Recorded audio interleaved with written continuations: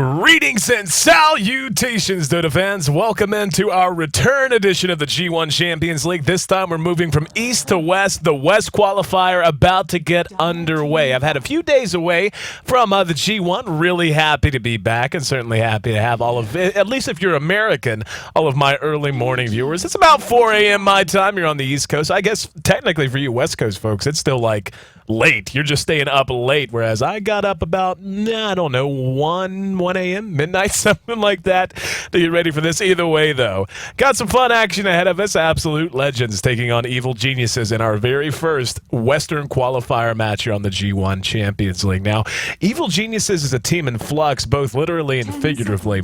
Questions have been swirling around the DreamHack runner-up squad for months now, and that was before they seemed to all but disappear from competitive play earlier this year. Now, on the heels of a recently announced shift in personnel assignments, they'll be looking to get things back on track as they start their run, not just towards a potential G1 League LAN, but a potential the International 3 invite as well. Now, the team has only played 4 times in April. They've posted 3 wins, but 1 stunning loss to the upstart Roxas team in yesterday's Big Point battle. And Roxas, not a bad team, but you normally wouldn't think that's a team that EG would lose to. But again, they've been having, I don't want to say issues. I mean, teams go through this from time to time. You just have some shakeups. You decide that maybe the chemistry isn't there like you thought it would. You try to shift personnel around, and we'll talk a little bit about that coming up.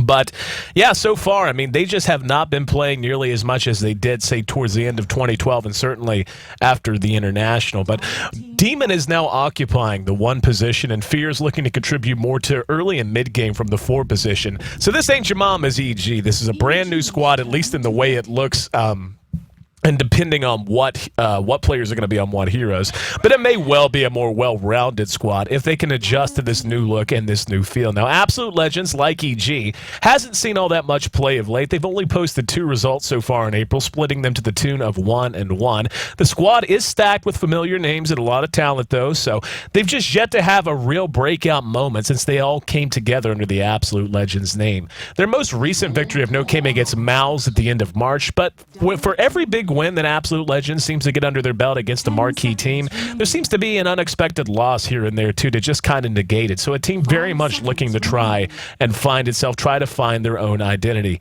Now, both the Evil Geniuses and Absolute Legends names have had their periods of dominance in Dota 2 dating back to 2012 in the International too, but this is a brand new year and the scene is stacked with new names and new faces. They, like EG, need to get things back on track in a hurry if they want to have a shot at LAN competition, not just for the G1, but for the International 3, which again is looming right on the horizon. So, introductions out of the way. Let's take a look at what's going on with the bans and the picks. Nyx Assassin and Wisp taken out by Absolute Legends. Not going to see Coddle or our Lifestealer as they're taken out by EG. EG is going to get 2 very strong picks, and this is the kind of thing that really worries me now. And I'll tell you why. Getting a Magnus early is always great, and basically, Absolute Legends, whenever, okay, let me look at it from the other point of view. Batrider is such an unbelievably high-value hero, as is a Magnus. Even if you feel confident that you're going to get a Magnus out of your ban phase, opting to ban out the Nyx Assassin and the Wisp, for example, instead of those heroes, you have to make sure, especially if you're in the second draft position, that you get the absolute most value you can for giving away a Batrider. Now, Magnus, as good as he is, honestly is just not as dominant as a Bad. Magnus can be susceptible to gank pressure early on if he's up against a tough lineup that has lockdown, stun, silences, you name that. Batrider really only needs 2 core items to be effective at all. A set of tier 2 boots, no matter what they are, and a blink dagger. At that point, he can be swinging the game in his team's favorite 15 minutes. Magnus pretty much in the same boat. He does need arc boots to really feel powerful, but he also needs a lot of teamwork around him. And seeing the Rubik and the Nature's Prophet come out for Absolute Legends, very strong heroes. But when I look at what EG has, they are just so well-rounded right now, and what comes to mind immediately is the reach that they're going to have with the Batrider and the Puck. Puck's ability to initiate from arguably the longest range in the entire game, at least as of right now with the hero pool as it is. You combine that with the Batrider, his ability to Firefly, and just all that he gives you in terms of being able to take engagements. EG can now draft 2 more heroes to go with those 2 in particular that are just going to be able to free up a ton of room for the Lone Druid. And that's to say nothing about the win percentage and the innate strength of Lone Druid in competitive play become one of those heroes that I honestly, you see, like when I look at Absolute Legends, for example, the Wisp ban doesn't make all that much sense to me anymore. For a while there, Wisp was one of those heroes that no team really wanted to give away, but especially if you keep that they can build a team that can deal with that, because Wisp as a hero has to have another hero with him, and he has to have a very big impact at a set time in the game. So whenever you ban that Wisp out, sure, you're taking away the Bursa, which I've seen, which is really fun to watch, by the way. But aside from that, what you've now done in giving away the Bat and the Druid, EG picks them both up. They're going to have team fight potential coming out of Puck. Now they can just draft 2 more heroes that are going to be able to free the map up for the Druid in the mid-game. Druid will be able to get his core items up, usually going to be something like an Armlet into a Maelstrom. That's really the most typical build we see now. And Absolute Legends, as good as they are right now, having the Magnus even. You've got the Rubik and the Prophet. Prophet's going to be able to contribute in a global presence kind of a way. But Prophet's known as a more skirmish-oriented hero, at least for the majority of the early and on through the mid-game. He does need a lot of items to really feel as effective as he possibly can be and have the ability to actually contribute in a major way to team fights. I mean, Sprout's an amazing ability, and it does what it does, especially works well with a Rubik if they're able to execute a good gank. But so far, I feel like what they've given away to pick up the Magnus and the Rubik, as good as those heroes are, and make no mistake, Rubik is one of the most amazing supports in the entire game, and Magnus, honestly, probably my favorite hero in the entire game, both to cast and to watch. But giving away as much as they did just to get those heroes plus the Prophet makes me worry quite a bit for them in the mid-game. Now, taking a look at the way these lanes are likely to shape up, Puck, Batrider, and Lone Druid are 3 heroes that usually all crave solo lane if they can get it. Lone Druid really likes to operate out of a solo safe situation if he can accurately anticipate a favorable matchup out of a solo long lane out of the opponent. Batrider generally considered one of the more dominant one-on-one laning heroes in the entire game because of just how strong Sticky Napalm can be, and the fact that Sticky Napalm, especially at this level, basically changes the way that you have to play your hero if you're up against it. If you get 4 or 5 stacks on you and you're up against an opponent who is at the professional level, he probably will kill you. He's going to have the ability to do it. He's going to know how to manage his creep equilibrium. He's going to know how to dive you the right way and just take advantage of the slow on the movement speed as well as the bonus damage. So it changes the way that you have to try and deal or handle your lane when you're up against that. Puck's kind of in the same boat. Puck mid has really been a lot more viable since his most recent buff. Got a little bit more base attack damage, meant he could last hit and deny. His range isn't terribly bad, and if all worse comes to worse, he can always use his orb to get out of trouble, to say nothing of phase shift, and Waning Rift a pretty good retreat ability as well, just because it does throw out some damage and a silence. And if the opponent is worrying about a TP reaction, you don't want to be silenced and damaged and moving under the tower to try and dive a hero like a Puck. So EG has a lot of options open to them. With Absolute Legends, they're in the same boat. Magnus, another hero who really does crave a solo lane. Rubik, very, very solid out of both an offensive and a defensive tri-lane. But with the look of their lane so far, this does not strike me as a lineup that wants to be ultra aggressive, ultra early. They're just going to try to hit their stride. Prophet's going to go for an early Midas, most likely. Magnus going to be looking to get up a well-timed set of arc boots. And with Magnus's ability to skewer to safety, he's not a bad matchup to be up against a Batrider early on. Just pick up a magic stick and you can deal with any harass he's going to throw at you with the Sticky Napalm and still have that one safety belt ability to get you away. So ban phase is complete. Gyrocopter, Weaver, and the Dragon Knight taken out by Absolute Legends. And we can see Evil Geniuses just says, we've got an awesome carry in Lone Druid. We just don't want you to have any chance to out-carry us. They take out the Anti-Mage, the Phantom Lancer, as well as the Luna. And yeah, that's going to be the big question now for Absolute Legends, given they banned out Weaver, Gyro, and DK. Where is their carry potential going to come from? I mean, obviously, there's still some decent heroes left in the pool, but it's not going to be any of the heroes that are usually known or really comfortable going up against someone like a Lone Druid. Now, Evil Geniuses with the Shadow Demon pickup, no surprise there. I would imagine what they're going to do is put together a defensive tri-lane here and just secure the Druid as good an early start as they possibly can. Go ahead and sit the Batrider mid or even to the off lane. And the Puck, same thing, mid or off lane. Really, either of those heroes can do well there. And Absolute Legends going to go ahead and grab themselves another support. With the Venge pickup, they actually have a chance to offensively tri-lane this if they want. The only problem with that is I don't know exactly what they would gain out of it. Usually, whenever you have a team that wants to offensively tri-lane, it isn't just to apply pressure to the opponent's tri-lane. That's always smart. It's always effective if executed correctly. But you usually want to do that because you have priority on another hero getting a solo safe lane and feeling like that hero is going to really come out ahead in doing so. And with the Magnus and the Nature's Prophet, Prophet's going to work just fine out of the jungle if they just want to sack it entirely. And we're going to see EG grab up an Alchemist here. So they're going to have... I'm curious how they're going to lane this now when I look at it. They've got their options. Could this be a return to the old-style Alchemist? I don't think it will be, but, I mean, they could offensively tri-lane this if they really wanted to. You don't really see Puck wind up in that situation all that often. They could solo safe the Druid with the bat mid, then run the Puck, the Shadow Demon, and the Alchemist in an offensive tri-lane, which it actually has the potential to be very, very devastating if they can make it all work together. You can have Puck initiating off of a disruption from the Shadow Demon while Alchemist has his unstable concoction charging up. Then he throws it out at the last second, and all of a sudden you've got a silenced target that's been initiated on via Ethereal Jaunt. Following Shadow Demon's disruption with the Soul Catcher on. There's a lot of kill potential there, and given the way that Absolute Legends lanes look, they don't have any real carry potential. I mean, unless they want to farm the Magnus, and that, at best, is a sketchy proposition one way or the other. But still one draft left for Absolute Legends. While we have a moment, I want to remind everyone to check out G1.2p.com.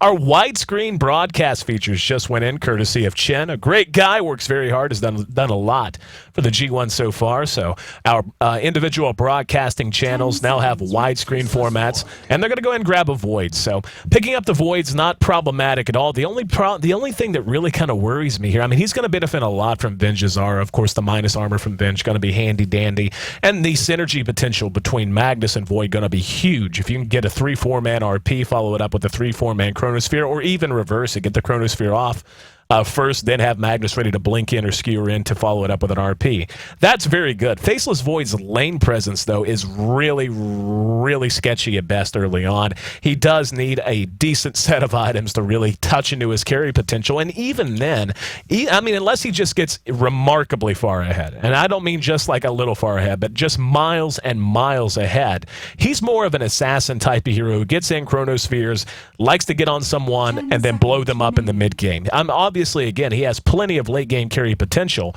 but I just worry that they're going to have this real period of weakness starting in the early game phases. And we'll watch and see how these lanes are going to wind up looking on both sides. I'm really curious in particular how EG is going to do this. They may have JO in the jungle with this Druid. That's actually very possible as well. Or they could just jungle Beatiz. Beatiz on the bat is really interesting to me. Beatiz is the 5-slot player for EG, and that might be what they do. Yeah, they're going to say, that's what they're going to do. They're going to jungle the bat here and have Milk plus Fear running in our tri-lane. And yeah, this is just fascinating to me.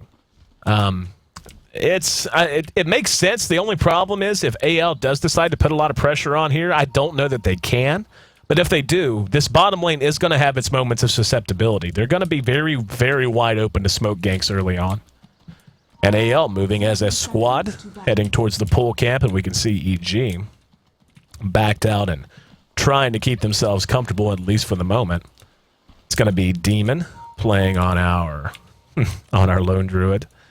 But anyway, looks like we are going to have a break and no blood on the soil quite yet, so let's run through our lineup. Sphere, again, going to be farming up our Alchemist. We'll have Demon playing on our Lone Druid. Oh, excuse me, that's actually Jo. Playing under the name Angina for some reason. He'll be playing on our Lone Druid. In mid, we'll have Demon on Puck. Shadow Demon going to be handled by Melk. And our Bad Rider, once again, played by Beatiz. So, waiting to see how Beatiz is going to do this. And yeah, they haven't quite given this up. Are they actually going to offensively tri-lane this with a Void? This is ballsy. But again, this is what I was talking about. Having spotted this out now, they can do this and be a lot safer than they have any business being. Void, again, his lane presence is next to nothing at levels 1 through 5. At level 6, Chronosphere just in and of itself makes you a little bit more dangerous.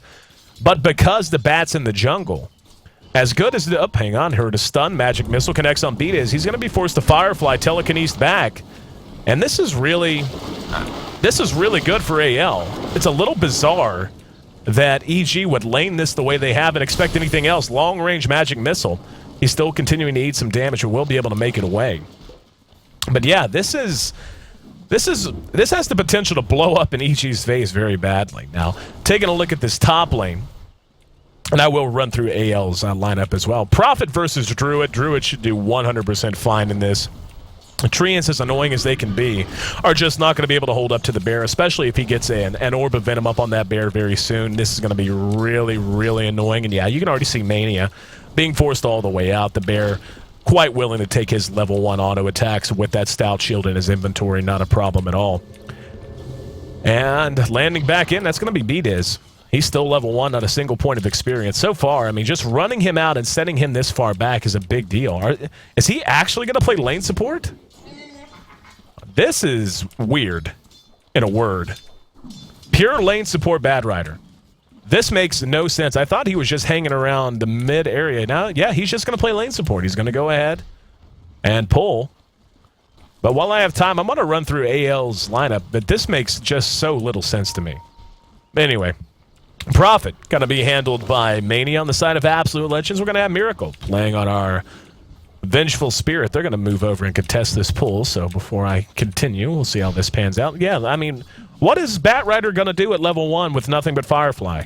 I mean, this just, again, is just bizarre laning to me. If you want to do this, then fine, but go ahead and stick the Bat over in the safe side of the jungle, let him get up a set of Tranquil Boots and a Blink Dagger, and then let him come in. And, I mean, if you're just going to sack this lane like this, but yeah, I mean, Melk so far, or Fear, excuse me, is doing okay in last hits. He's got 8, so he's not completely knocked out of this.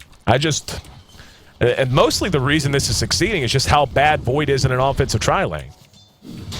But anyway, back to the lineups. Miggle going to be playing on our Magnus here in mid. Rubik going to be handled by Rise with Void, played by Unicorn. So, we'll wait to see how this is going to go. I would imagine this should be a fairly quiet early laning phase, just not a lot of kill potential really on either side. Probably EG has more kill potential in this tri-lane right now, but with the Bat being as far behind as it is and contributing so little, I mean, doesn't even have any points in Sticky Napalm yet because he did opt to go Firefly.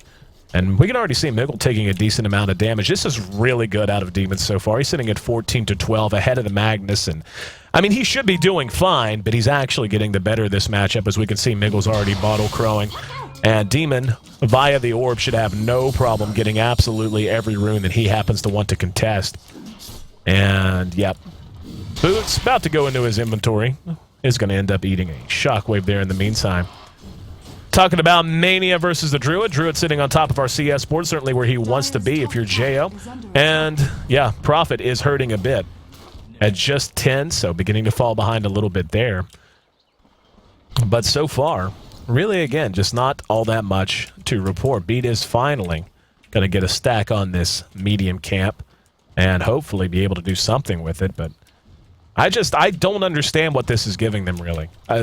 Absolute Legends is not being kept off of engaging here because B-Diz is there, I don't think. I mean, yes, the burn damage from Firefly and an AoE, which is how they would have to fight it out. They don't really have a lot of burst. They're going to have Fade Bolt damage plus Magic Missile, which does a decent amount of damage all at once on a single target.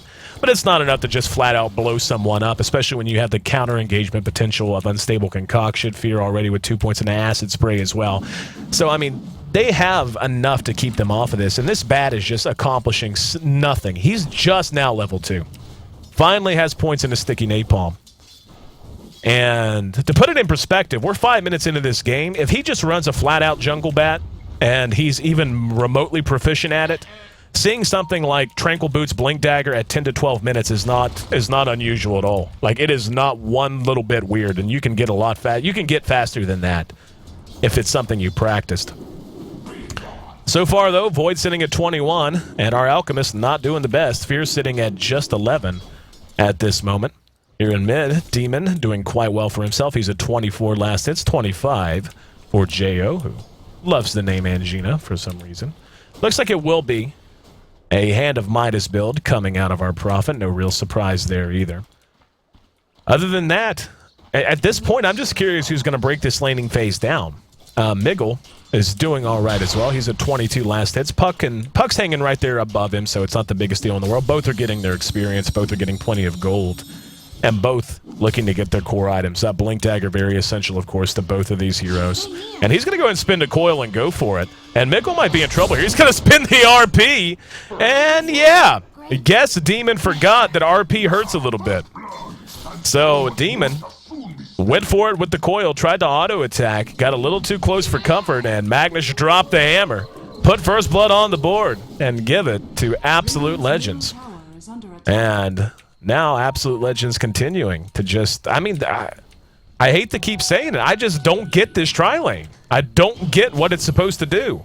Beta's going to eat a magic missile and force it back, and now he's going to be time walked on. There's the Firefly telekinesis. Yeah, I mean, what's the surprise there? Mickle's there, doesn't have RP, doesn't even need it. Now Demon back up and ready to fight. Mickle's going to go ahead and skewer himself to safety, but the acid spray following the unstable concoction, not quite enough to get the kill. Now Demon's in trouble. Good phase shift. Saved him from the shockwave. The creeps might finish him off, though. He's hiding in the trees. Rise. Very low. Will be cleaned up with a waning rift, and the ethereal junk going to get him back to safety. In the meantime, Fear going blow to blow with Unicorn. They managed to turn that around. Miracle now on the run. 2 for 1 the exchange, and Demon is going to go for it. Recognizing Miracle has... Oh, good body block! Lets him catch up just enough. That should be enough to secure the kill, and it will be. So EG making up a bit of difference now. Beautiful play by Demon. Made up for feeding first blood in mid right there. It's one thing to body block and slow someone down, but he had the perfect angle so that even if he had tried to go the other direction, he would have gone so far that it would have effectively been the same as stopping. Very well played, and EG managing to make it a 3 for 1 exchange. And poor Beat this is just, this is what he should have been doing starting at minute 1. He had no business being over in that tri-lane. He contributed nothing at all. I mean, I guess holding on to make sure that you reach this stage where your mid can have a teleport scroll. I mean, right now, Demon doesn't have one. He's got 800 gold in the bank now to prevent dives like that. But he's just so far behind compared to where he could be. Not to say he's out of the game by any stretch, but there is going to be a nice amount of time for Unicorn to just farm himself up. And really, this is when you want to be taking advantage of a Void if you can. The early laning phase, the breakdown and shift between laning phase and mid-game, that's when you can really capitalize against the Void and the fact that he is such a slave to Chronosphere. Without Chronosphere, the hero is just Midland at best. And Rise now looking to hook back up, put the tri-lane back together. And Melk now has rotated to top. Mania is going to be disrupted. And here comes Jo. There's going to be a Sprout. He's going to try to get away. And will not be able to do so, actually. Now he's going to do it again. He's dead. Not sure what he did there. That was really odd. Sometimes the animations don't match the actions. And anyway, that's a free kill. Well executed there from Melk and Jo. They now are doubling Absolute Legends up 4-2. And AL seems a little lost right now. Up atop, EG looking to take their first tier 1. They either need to react or get something done elsewhere. Right now, they're just contesting. I mean, it should be fairly obvious that the Bat's been gone for a while, has not showed his face, so they just got a free tower following the rotate. That should not have been as free as it was. Melk showed his face up there quite some time ago. We've got a bunch down here from AL now. Looks like they do want to trade, but they're going to have time to react if they want to. Fear already down back in the woods. Realizes he's in very bad danger right now. AL's here in force. And now they are going to take a shot at the tower. They have a glyph if they want to spend it and defend it. They may just go mid, and that looks like the call. Fear. Yeah. They're just going to hook up and go ahead and trade tier 1 for tier 1. They haven't glyphed yet, and they won't glyph. So they're just going to hang on to that. Acid Spray is down. And poor Beat is. Nah, he's almost level 6, and he's got his tranks, basically, so he is making progress. Still has the chance to get that dagger up at a decent clip if he jumps into the jungle and is left alone for a while. Taking a look at Jo. He's got the phase boots done on the bear, Orb of Venom up as well. And yeah, he's going to be getting himself a set of Tranquil Boots on his own. AL has completely invaded the jungle of Evil Geniuses. Makes a ton of sense, really. Just take that away from them if you can. Fear has not put a single point in a Goblin's Greed, so at least for now, he's not going to be able to just fall back on that to get him back into a gold-wise. We're just past 10 minutes. We'll take our first look at the gold graph. Pretty even match following the dropping of the Tier 1 bottom. Almost exactly at 0 in terms of gold. The experience slightly in the favor of EG, and that's honestly a little surprising. But again, in large part, that's due, one, to the kills. The kills certainly help.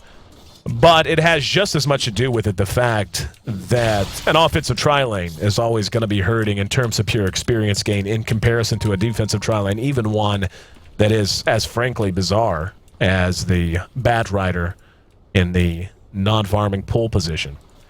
But the Druid now is really going to become the worry for everyone. I want to see, yep, he has picked up 1 glove of haste, and he may just go ahead and go straight to an armlet after that. I really like picking up 2 gloves of haste just because it's very cost efficient and it gives you a lot more fighting power. We're going to see the TP in from Mania, and they're going to look to take towers. This makes a lot of sense to me from AL. With Chronosphere, with RP, don't allow EG any time to catch up. They know the Bat Rider is really behind. They know Beatiz is really hurting right now.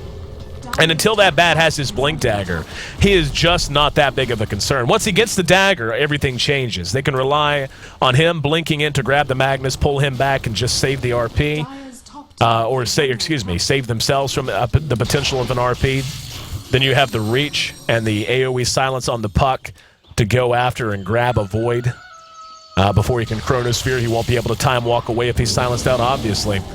And Beatiz is just, I mean, he's not far away. He's actually, 12 minutes in. Right about now is when he could have had that dagger. If he had just flat out jungle. But he did a decent job making up some time when he did finally fall out. The kills that EG were able to notch, certainly a big help when AL committed so much to bottom. For now, they continue to rattle their saber, and we're going to have Unicorn spotted out in lasso. He's going to be drugged back. Demon's there with the silence. He is burning in the fire. Oh, the root! Best root that Bear could have hoped to ask for on the best hero. Getting Void off the board takes Chronosphere away. Now, even if there is RP, and this is what I was talking about during the draft. Okay, let's say he lands an RP. Where's the damage? They're going to have Fade Bolt, sure, and now that's a dead miracle. Going to be cleaned up, and he coiled Rise. Demon playing very good Dota. Fed First Blood in a pretty ugly way, but since then has really been playing well. But yeah, and again, this was my concern coming into things. Where's the damage? They've got a decent team, a jack-of-all-trades team, really. I mean, they've got late-game potential in the Void, especially when you talk about the way he synergizes with a Magnus. You've got the mobility of a Prophet. Now he's going to come back in. Chronosphere going to catch 3, and he's actually just blowing up Milk. And there's the RP to follow it up. And see, just look at the difference it makes having Unicorn there. The fact that they actually can reliably engage. And now Fear going to be forced out. So EG overstaying their welcome here in mid. Time walked him. Oh, good bash. And down he goes. Void gets credit for the kill. They're going to be able to trade Tier 1 for Tier 1 here. 14 minutes in, 13 kills on the board. 7 belong to EG, 6 belong to Absolute Legends. If you're just tuning in, this is Game 1 of this best of 3. The very opening match of the G1 Western Qualifiers. Now, I will, at some point, and they're going to go for Roche here? Looks like they are. But I will walk through the brackets with you following the conclusion of this game so you can see the big picture of things. But this is basically your very first round. And now Miggle's up on the high ground. EG seems to have an idea what's going on. Miggle's going to spot out Milk, and that's a skewered Shadow Demon. Very dead. The mech now complete. Very important item for Absolute Legends lineup. Right now, EG is very much dependent on having the initiation advantage, and that's okay. I mean, there's nothing wrong with that. It's what they drafted. When you draft a lineup that has a Puck and a Bat Rider, those heroes they have to give you what their skill set permits. They have to be able to fight and free the map up for, say, your Alchemist and your Lone Druid to farm. Speaking of that, Jo is, going to go straight for a Maelstrom, actually, it looks like. Yeah, he is. I haven't seen that in a while. Maelstrom on a Druid, it's very typical, but anymore, it's almost always Armlet then Maelstrom. But not going to be the case now. And Rise actually stole Acid Spray. And is doing some work on Roche. Here comes Mania. Now they're going to go for it again. Now this is really sneaky. Problem is, they all walked right across a ward to get there. So EG should know this is going on. Never mind. They should have known that. That's bizarre. They had to know. There's an RP. He's going to catch Shu, and he's going to skewer him into the pit. What a great play. Getting the RP off. More than enough. But got them both into the pit. Now here comes Milk. Milk's in trouble. Should be cleaned up and will be. Don't know what the hell he was doing after he lost 2 of his teammates. Beatiz still sans his Blink Dagger. Can't do much. And yeah, this is weird. This is just an odd game of Dota. Very good play, though, out of Miggle. Excellent play out of Miggle. Landed the RP, got them both into the pit, made it a free Aegis plus 2 more kills, and now a freed up map. Speaking of Maelstrom, that was the choice for our Faceless Void as well. Really like when Voids go with this kind of an approach. Going with an attack speed oriented approach. He may even turn that into a Mjolnir. Just because it is his first big item, he got his treads up first. But he may decide to go something, since he didn't get a Mask of Madness, he may decide to go ahead and turn that into a Mjolnir, and then build something like an MKB. Something along those lines. We'll have to wait and see, though. I mean, Mask of Madness certainly not off the menu. But for the most part, if you're going to see a Mask of Madness come out, it's going to come out as your first item following your boots. That's just the way players tend to do it. Gives you the lifesteal, lets you be a little bit more efficient in farming, like we're seeing Unicorn do now, farming up the jungle. Blink Dagger is complete on that Bad Rider. So hopefully EG's lineup will begin to feel a little bit more effective. And you, again, can't really overstate, given what they're up against, with the 2 big AoE abilities that have such synergy in Chronosphere and Reverse Polarity, it is of immense importance that they have Puck Silence and they have the ability to lasso out a prime target, bring him back, and clean him up. And again, you saw when EG was able to pick off the Void. I mean, yes, obviously 4-on-5 is not optimal to begin with, but the difference in the way that Absolute Legends could play it out when Void was back was just night and day. They actually had some physical DPS, and without him, they have none right now. Eventually, the Prophet may have... Yeah, exactly. We can see the Shadow Amulet done on Mania, so he is going to be looking to contribute in a semi-carry role, and this is what I was talking about. Eventually, he is going to be able to contribute a bit more. Shadowblade's certainly going to help a lot in that regard. But at least, I mean, Shadowblade's great. He's still going to need probably at least one more decent item, be it an Orchid, be it a Scythe of Ice, to really give them what they need. But as is, AL not content to sit back. They're smoked up and going to go hunting for a kill. They're here en masse. EG, sensing something is up, have pulled back. In the meantime, Mania up against Demon. Demon landed the coil, and Demon is in some trouble. Here comes Fear. Mech used by Mania. He's going to try to run, and the Unstable Concoction is there. He is burning in the acid spray. Demon going to go ahead and silence him out. And they will... Oh, Shadowblade. No, Shadow Amulet. But Beatus is there. Lays down the Firefly. Had the Flame Break as well if he wanted it. Forgot that there's a fade time on that. I was wondering why the hell he was just hanging out. That might be the first time I've ever actually seen a Shadow Amulet used like that. I've seen it used very cutely on some semi-carry and carry heroes on the way to a Shadow Blade. I've seen Alchemist some players use that before. But anyway, Milk now in trouble, going to be skewered back following the Magic Missile. Very easy kill for Absolute Legends. They're happy to add that to their tally. 8-11, AL maintains the kill lead. The gold is moving in their direction, as is the experience right now. So, looking at AL, I really like how AL's playing this. They are playing a very ultra-aggressive style. The temptation is always there when you have a hero like the Void, a Void and a Prophet, who are going to be able to farm very quickly. The temptation is always there to just play back and make sure you get up, core items, then maybe you start to do something. But this is much more effective if you can do it. Void is finding his farm. He's actually going to get a BKB. I don't really mind that at all. The only problem I really have with it, though, is he's still susceptible to lasso. BKB doesn't accomplish anything with lasso.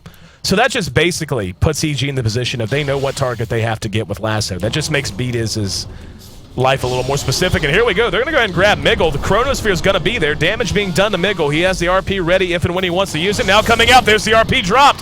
Can they clean it up? Shockwave doing good damage. Beatus going to be in some trouble. They're going to skewer Fear back. The lightning jump doing good damage, and barely is he able to get away. There's a disruption. Swap out, gonna bring Jo back into the mix, but there's a root on Miracle. He might be in trouble. In the meantime, Unicorn laying into Jo, gonna be able to clean him up. That's almost a full wipe.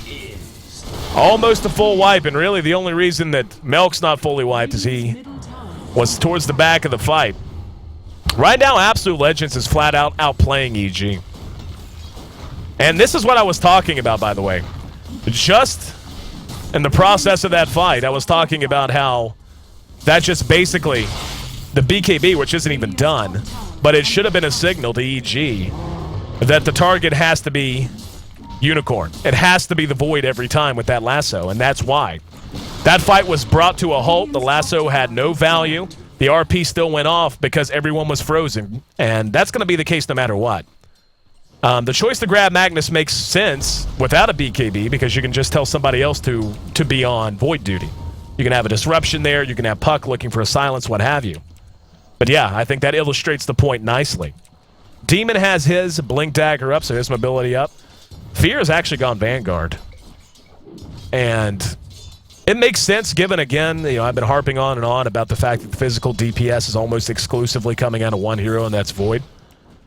And, of course, he's still not hitting super hard. He's doing okay now. He's got a Mithril Hammer that'll help with that. Of course, the BKB will help out in general. But, you know, just looking at the damage output, you've got Fade Bolt, you've got Magic Missile, and Shockwave, which is a fair amount of magic damage to pour out. But it's going to be the Void and the eventual right-click potential of the Prophet that's going to be the big concern. So in that regard, Vanguard is fine. It's not a bad choice at all.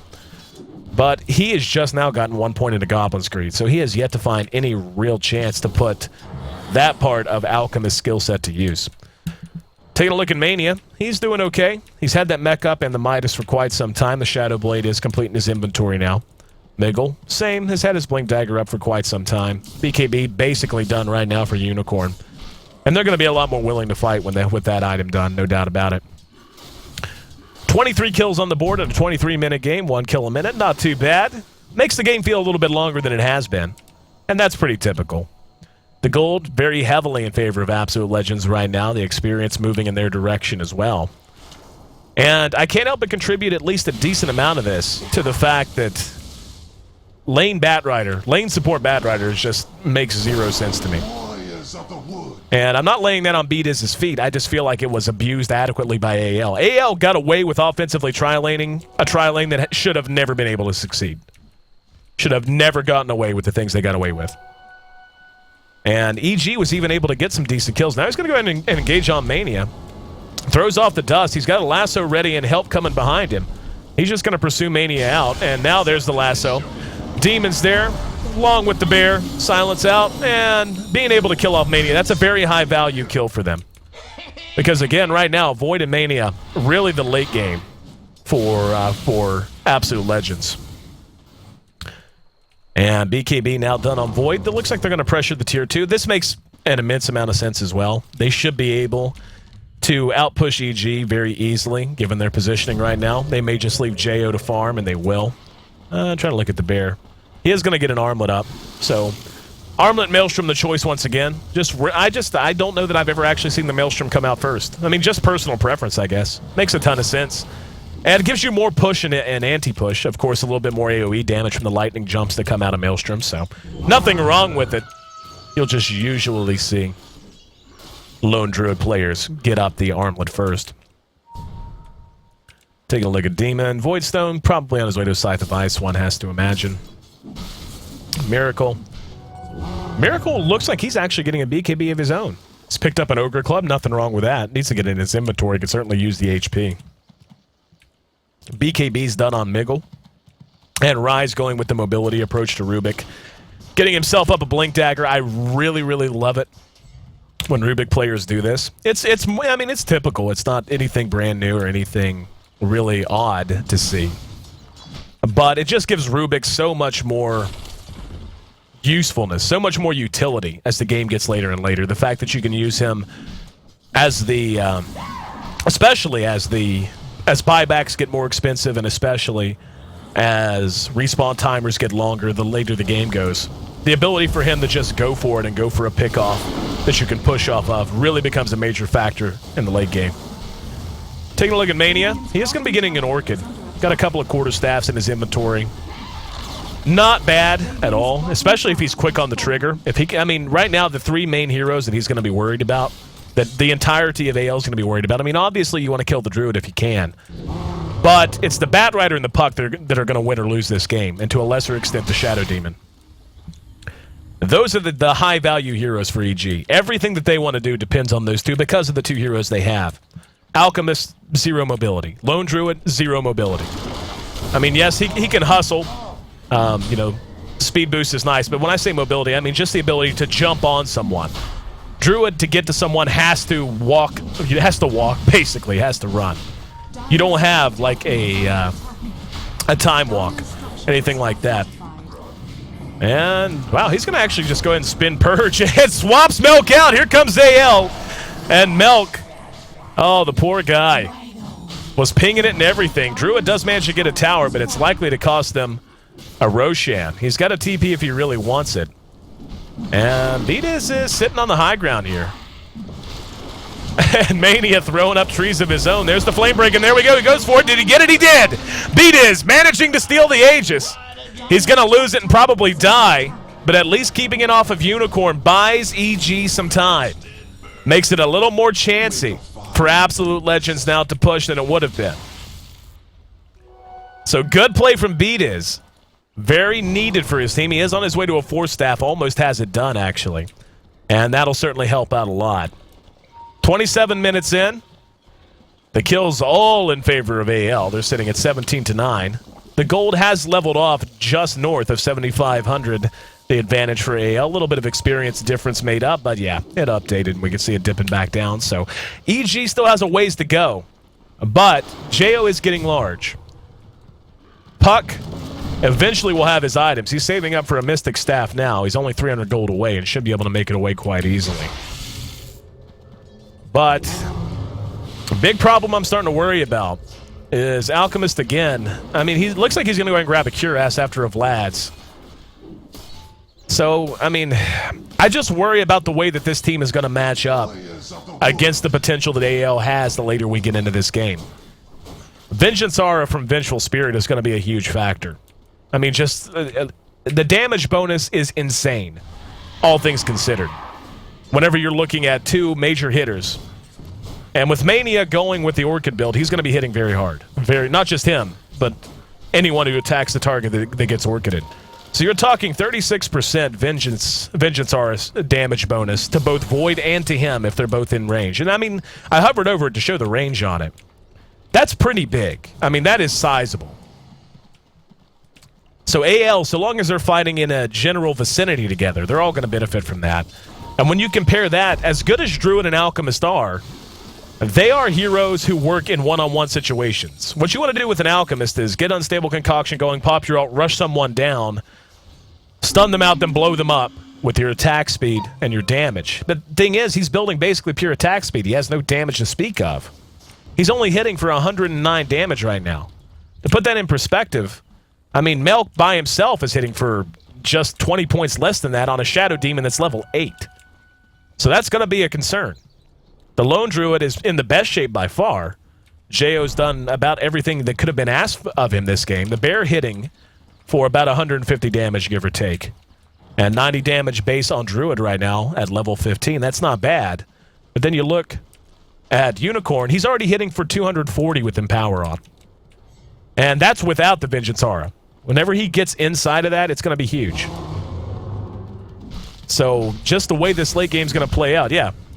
He's hitting for damn near 300 damage with Vengeance Aura and Empower. So I don't know where the damage is going to come from EG. I mean, when I look at the way they're building their Alchemist, I don't mind it at all. It's more of a... I mean, Alchemist is going to be survivable. He's going to contribute what he's going to contribute. Acid Spray is going to be there.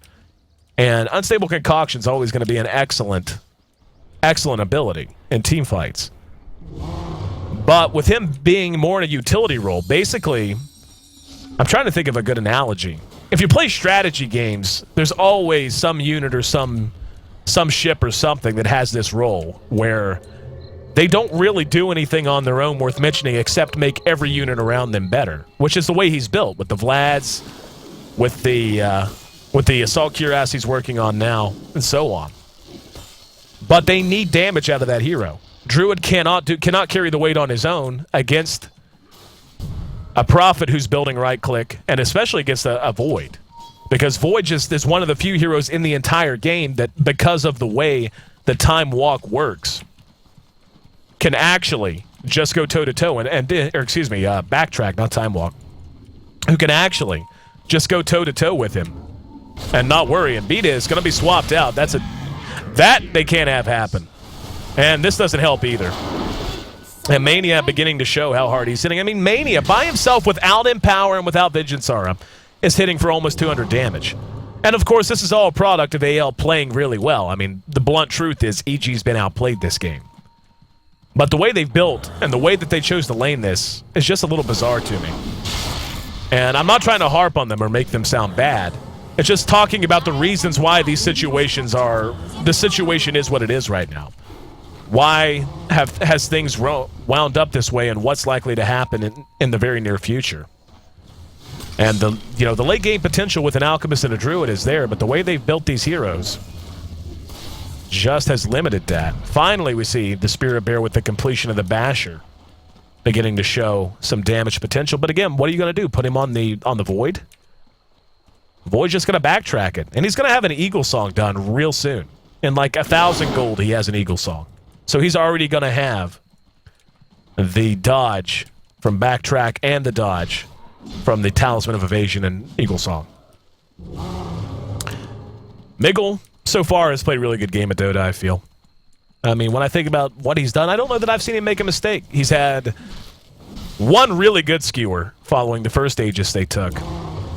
He got First Blood, of course. And has just been really done a great job working with it. Patience is the word I'm looking for. One of the biggest problems you'll see Magnus players face is it's so easy to get impatient to pull the trigger and go for an RP that maybe doesn't work, or maybe it catches a hero, catches 2 out of 3 heroes, but the third's the one you had to have as opposed to just wish you had. And Miggle really hasn't been in that situation. Almost every time he's pulled the trigger, being on a skewer or on an RP, he's gotten the people he needed to get and made it a high-value play, a high-value contribution. And at this point, Void really has no reason to not just hurdle out the next Roshan. I mean, it's going to be about 4 minutes. That'll give him time to get his Eagle Song up, maybe, save for buyback. EG's the ones that are under pressure, and we can see that now. This is basically a desperation smoke. I would call this, to steal a phrase from my buddy Draskell, he used this, and I think it's so apt. This is a wishful thinking smoke right here. Because what possible reason would AL have at this stage, given the shape they're in, to not be together? And why would they be playing in such a defensive position all the way back in their other jungle? Wishful thinking really is the word. As is, we're 33 minutes in. AL more than doubling up their opposition. And EG not really showing us the new lineup that we all expected. It's been fairly well publicized that they have been looking to shake things up. Stick Demon in a 1 role while moving Fear to a 4. That has not been the case this game, though, as Fear was farming the Alchemist and Demon in a role he's more known for, running in mid on the puck. And Demon, this is what Demon's known for. Get into a bad situation, do something cute, stay out of trouble. He's got a TP. And a whole team of absolute legends between him and the rest of his teammates, so we'll see how he wants to play this out. Back to the Druid. Not the most gold in the world in his bank. The Courier being pursued out. It's got a Hyperstone on it, too. That belongs to Fear. So that would be the completion, I would imagine, of his... Yep, almost the completion. Yeah, he's got enough for the recipe now, so he's got his Assault Cuirass done. But I'll tell you what I'm worried is going to happen here. Unless there's just an immaculate engagement out of EG. Unless they're able to grab the Void or the Magnus immediately with the lasso and kill them before the lasso wears off. What's going to happen is EG's going to engage. It's going to look like it's going their way. And then you're going to have an RP and or a Chronosphere, and they're just going to melt. It's going to look like they have a chance for a minute or two. Well, not literally a minute or two. It's going to for a few seconds. Unless they just get the best engagement they possibly can out of their initiators and Puck and the Bad Rider. It's going to look like they have some damage, but then you're just going to see Faceless Void and Prophet blow people up. And there's the blink away, and yeah, here comes Rise, just going to go for it. There's a disruption as well, and he manages to get the sticky napalm. And here we go. Miggle's going to be caught out. Good swap, though. There's the Chronosphere. And Fear, and yeah, actually should be okay here. Now he's going to jump onto them. And BKB's up. He is going to be lassoed out. Very sloppy fight. There's the skewer, though, and yeah, here we go. This is kind of what I was thinking. Unicorn is taking a lot of damage. There's a good coil and the silence to follow it up, though. So the engagement going fairly well the way of EG that time. Good Yule Scepter from Demon. Got to be enough to finish off the Void. The damage just really... That was just a bizarre fight. A lot of misengagements, miscalculations. The Chrono did nothing. But, more importantly, EG was able to do what I said they needed to do. They had to get the right targets. The Magnus went down with RP still up. Chrono was completely useless out of the Void. Caught only Fear and some illusions and then basically accomplished nothing. And because of that, this game goes on. And this is, you know, obviously EG playing from behind. They want the game to go on longer. They want to have time to make these golden experience graphs look a lot more in their favor. But more to the point, the heroes they happen to have, especially in the Alchemist and the Druid, these are heroes who benefit a lot more from a late game, from an ultra late game, I should say. Alchemist with Goblin's Greed is just going to be able to farm and farm and farm and farm and farm and farm and farm. And your Lone Druid, with two heroes that can become absolutely gigantic instead of just one, in the Bear and the actual Druid himself. That's a hero who loves to have an entire game to fill two inventories. So the strengths of AL still definitely there, but now having lost that Roshan, this game might go on for quite a while longer.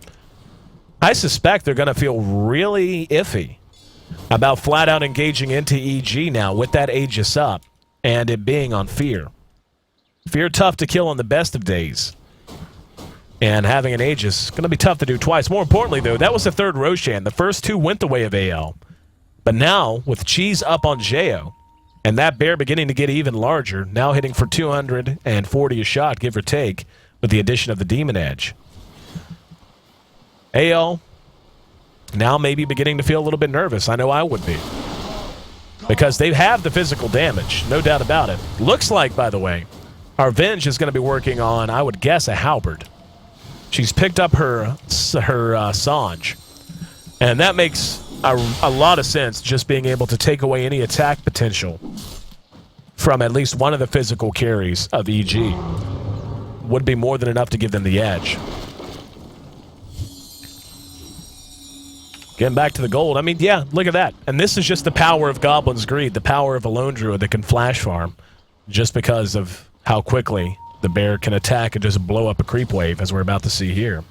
They've already cut that deficit down 2/3. 2,500 gold, the lead for AL. The experience has actually gone down 80%. From 10,000 to 2,000. So EG, not only getting a win, not only getting a Roche, but having the best follow-up they can ask for in terms of what they're able to just get out of it practically. And now, AL, who was so far ahead, running as 5 now might not benefit them quite as much. I mean, they're going to stay safe, but their experience gain is going to suffer. Their gold gain is going to suffer. And this is just going to get more and more time for these inventories of EG to fill themselves up for buyback gold to accumulate. Taking a look at our net worth, we can see the Prophet at 18,000, Void at 15,000. They're still tops on the board. But given how poor of a start Fear had, the fact that he's even in range now is pretty impressive. The Druid in great shape as well. And MKB, I would imagine, going to be the choice, the item of choice. And yeah, he's got enough for one Javelin now if he wants to buy it. But anyway, both teams making this a farm fest, really. It's been very quiet for the last few minutes. Looks like that might change as AL has now invaded the Radiant side jungle. Bear's going to spot out Miracle, be recalled immediately. And let's see how they want to play this. Mania's back grabbing the creep wave. Now we're going to have the Bear show up and spot out Unicorn. Unicorn gets a good bash. Here comes Fear. And let's see, do they want to fight? There we go. B-Diz went for it. Time Walk not going to be enough to get him there quick enough. The Bear, oh, he gets a Rudolph on Unicorn, and now from downtown comes the Unstable Concoction. Mech going to get him back into fighting shape. There's a skewer that misses as Puck dodges it via phase shift, and a wishful thinking waning rift there.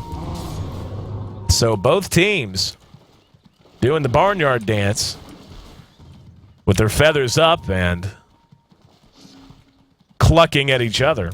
But as is, still no major engagement. 13 to 20. AL maintains the lead in kills. The gold and the experience have roughly leveled off just south of 2,500, or just north, I guess, depending on what metric I want to use. But for now, EG showing their face back in mid. Looks like they may want to go ahead and take the advantage, and here we go. Beta's looking for a target. Gonna get Sticky Napalm off, Flame Break up to the high ground, but unable to follow it up. He had a Force Staff there he could have used, but wanted to save it in case he did catch a lasso. Fear's damage output still extremely lacking, and going to be for quite some time. And again, this is really the big worry for me. If they give Fear enough time to farm himself up like an MKB, then they're in trouble. Right now, they still have the advantage, so long as they're in good position and don't just allow their heroes to be taken out. Unicorn has to be Johnny on the spot with his Chronosphere, because what the tendency has seemed to be so far is they're focusing Miggle instead of the Void with that lasso, which is fine. That's okay if they want to do that. So that means it's just on Unicorn to always be there to follow it up with the Chronosphere and guarantee that the RP goes off. The one time that wasn't there, when the Chronosphere was totally wasted and the RP didn't go off, it was a big, big win for EG. And now the tier 2 bottom going to be the target. And they're just going to be zoned out of this. The bear is hitting absurdly hard right now. And AL, well, hang on, there we go. Yep, they're going to grab Miggle. They're going to go for it again. Chronosphere is not going to, yep, there it is. Got it off just in time. What they have to do, down goes Fear. The Aegis is off, and here comes Miggle. Catching one, that's 2 down if you count Fear dropping. And the fight really spread out, but they do end up getting the Venge in exchange at the very least. So they get the tier 2, cost them the Aegis plus beat is, though. And Unicorn was there, did what he had to do. RP wasn't spit, and yeah, Fear's just going to die again, or at least should. Yeah. Yules is there, but still should not save him. Yeah, Miggle more than happy to finish him off. And now Demon hanging around way too long. And wow, Mania. Way to block your team. Your lucky Rise was there. Actually, that's going to cost them a kill there. So Mania went for it. Yeah, Demon going to be able to John himself to a nice little nook and TP home. 43 minutes we're into this game. We got 36 kills on the board. GEG Mania. Pro Sprouts, bro. But anyway, I think the point was illustrated there, and I've been kind of talking about it all game roundabout, is that EG is very much a slave to their initiation, and AL is very much a slave to their counter-initiation. Chronosphere going to be up in 15 seconds. RP was unspent, still remains unspent. BKB, Ghost Scepter up on Mag, makes him very survivable. And of course, Unicorn with his own BKB. He's only used it once. The reason I just hovered over was I was trying to think how many times he'd used it. It seemed like he should have used it more than once by now, but he hasn't. Still has 9 seconds on it, so he's been very patient with it. Rise tanking up a bit. He's got 1,000 HP with the drums, but still relatively squishy. Miracle is yet to do anything else with that Sange. We'll see, though. More importantly, though, Mania getting large and in charge. Added a Scythe of Ice to his inventory. He had about a Gorillion gold at one point. He had at least 6,000 that I saw at one point in his inventory. So now, with a Scythe of Ice, this is where things get sketchy for EG. Because, again, Alchemist's damage output is just not there. You know, it's not going to be either. He's hitting for 110 damage a shot, and granted his attack speed is solid.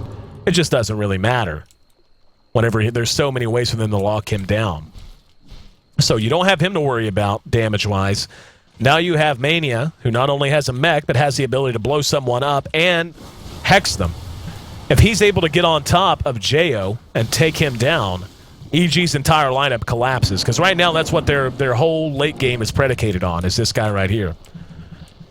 And when you look at the items that have been built so far by Fear, Fear is basically just like another hero dedicated to making the Druid awesome. Because he's built nothing but items that really help out the Druid and the Bear and do very little for himself as a hero. He built the Vlad, he built the Assault Cuirass, and so on. Got a Vanguard, but whoop-de-doo. That was more of a mid-game item to keep him alive anyway. So, it's an interesting approach to take a hero like an Alchemist. Now, that's not to say he can't transition. That's not to say, I mean, look, he's already got 4,100 gold in the bank. So it's not to say that he can't all of a sudden go and pick himself up an MKB or a Daedalus or something like that. I actually wouldn't mind either of those items right now. And that would be a great transition for them to make. It would make it so AL has 2 major targets to fuss over instead of just 1. And he's actually tanking up more. He's actually picked himself up a Reaver. So his damage, I mean, his damage is helped by that because he is a strength hero. So, we'll see. Here we go. Beat gonna look to find Miggle. And, oh, good swap from Miracle. What a beautiful play. And Unicorn gonna clean Beat up for free. Demon next on the list. He's gone. Miracle should end up dead here and most likely will. But, yeah. Fear just can't do any damage. Just cannot do any damage at all. And the buyback from Beatus is there. Now Miggle going to spend his RP, catches Jo. And if they can kill off Jo, nope, Jo able to use the cheese to get himself back up. But just look how much damage Mania is doing. Just completely blowing him up. Demon's going to re-engage, though. So they do manage to get a triple kill. Jo, and now Mania going to end up dropping. And an ultra kill coming out from Jo. So EG closing the gap a bit. And it was a beautiful swap from the Venge. I thought the fight was just going to turn completely in favor of AL following that, but the execution afterwards just was lacking, for lack of a better way to put it. And now Demon spotted out, going to be hexed, and yep. That's a dead puck. It's a dead puck. Roche is back up. We're going to have buybacks coming out from Magnus now.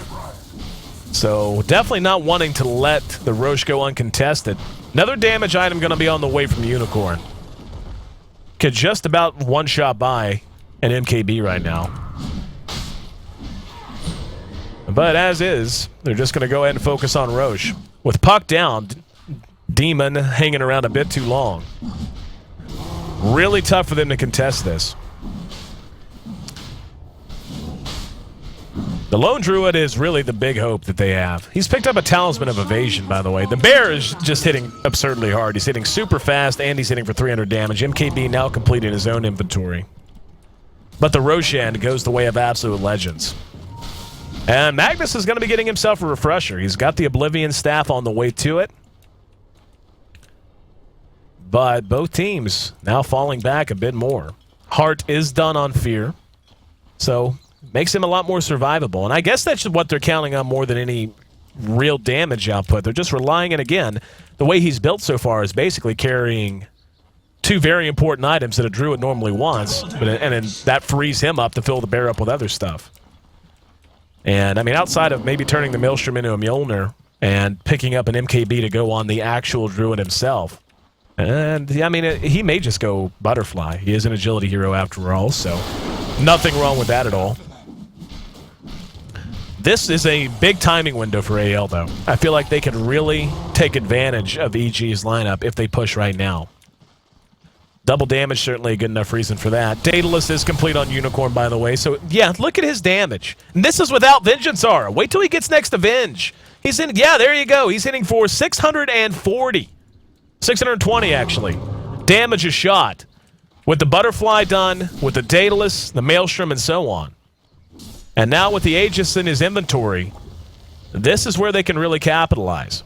I mean, when he's hitting for that much damage, you're talking about the ability to 6 and 7 shot an Alchemist that has 2,600 health. Like, that's insane. Take a look at the net worth. We can see the Void has eclipsed him. Has eclipsed everyone, I should say. So AL right now just clearing out the map. Both teams still have all their tier 3 still standing. 50 minutes in. And this is where buybacks become very important. But we can see many of them spent in that last engagement. So this very much has the ability. I mean, if EG wins, they'll be okay and the game will go on. If AL takes 1 racks, though, they'll probably take everything. Buyback up on Jo. Now, that's very important. Jo's ability to get back into this fight going to be of immense importance. If he's just picked off. He's pretty tanked up as well. Again, Talisman of Evasion is inventory. And, wow, Mania is just going to bail out for now. Mania had picked up the cheese off that latest Roshan. He is hitting... I just noticed he's picked up an assault cuirass. So, yeah, he's hitting kind of hard, kind of quick. Armor reduction doesn't hurt either. Especially for Void. And I'm genuinely a little baffled as to why AL is playing so passively right now. The longer they kind of grab ass around here, the more time that EG has to set up a smoke gank to look for a target for Beatus the lasso. And eventually they're going to leave the base. Looks like we're going to have a quick pause. So while Unicorn sorts out what he needs to sort out, we're 51 minutes in. Want to thank everyone for being a part of the broadcast. Hope everyone is enjoying themselves as much as we are. But make sure you check out the G1 coverage hub at g1.2p.com. Vilat says, def win. Totally agree. It's 50 minutes in. Screw it. We're done so. But anyway, g1.2p.com for all of your great coverage of the G1 League. We just finished up the Asian qualifiers. Now moving on to the West. This is our very first Western match. Evil Geniuses taking on Absolute Legends. And you can catch interviews, write-ups, articles, the brackets, everything you need can be found at g1.2p.com.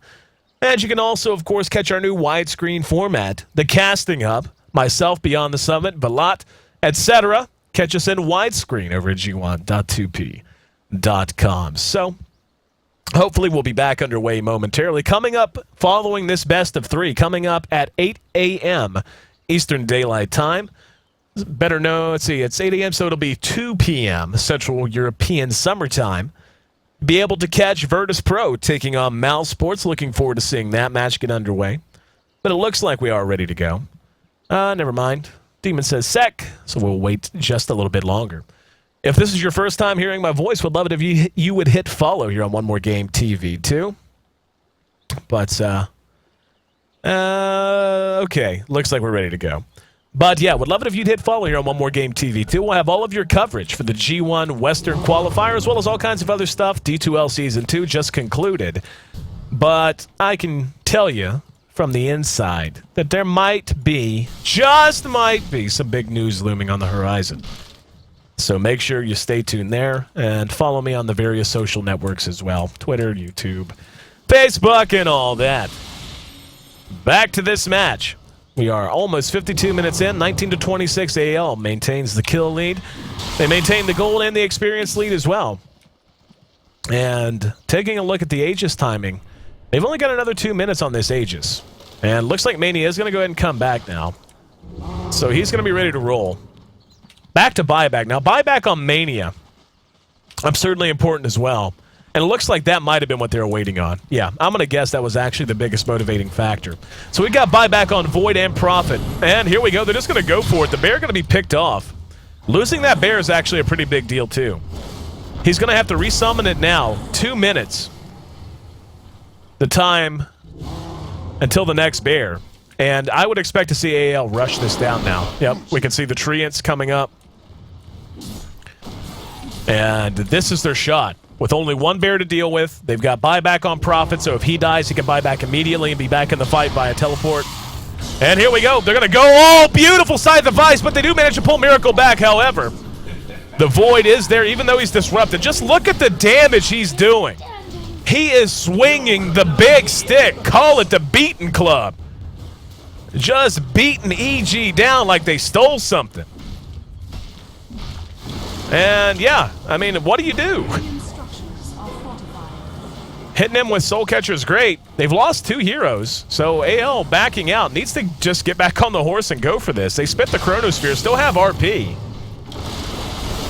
And the Druid is still up. Bear's going to have another resummon in 60 seconds. 1 set of racks is down. They should have no problem cleaning this up. There's a swap on Fear. Beautifully done. Beautifully done by Miracle. Don't know what Fear was doing there anyway. Way too far forward and away from his team. I would expect the GGs to come out. And this game was basically in AL's control the majority of the time. There's a lot of weird decisions out of EG so far as builds, so far as lanes. And from early on until now, they just really didn't feel like they were in rhythm. And Absolute Legends, don't get me wrong, they made some mistakes too. Just to be blunt, this was not the cleanest game of Dota I've ever seen. I feel like it was rather sloppy on both sides. RP going to be spent. They're going to be able to skewer the Druid back. And with that, I say about any hope that EG had is about to evaporate. The Aegis is gone actually out of Void, so he has to be careful. They are going to be able to trade him for the Druid. Buyback out of Prophet, so he's coming back in. Demon will be cleaned up in the meantime. Mania fresh off the buyback. Gonna go ahead and go for it. But yeah, 2 sets of racks down. And soon to be Megas. GG should be on Zive, as they are now Megad. Unicorn buys back, buys a set of boots of travel, because that's what you do. Got to farm the well, right? Anyway, rather long and drawn out game that was nonetheless closed out quite effectively by absolute legends. 15,000 experience, 14,000 gold, give or take. The deficit's there at the end. And a very, very solid win for Absolute Legends. That puts them 1 game away from being able to advance out of this initial phase of the G1 Champions League. And EG could find themselves in trouble early if they can't turn this ship around in a hurry. 54 minutes, 46 seconds. The official game time, 21-31, the final kill score. Very well played out of everyone on the side of AL. Feel like Miggle, though, deserves special mention. The guy just played very patient, very effective Dota. And patience, really the #1 characteristic of a solid Magnus player. Game 1's in the books. EG going to look to turn the donut into a breadstick if they want to get things back on track and not find themselves facing elimination so early.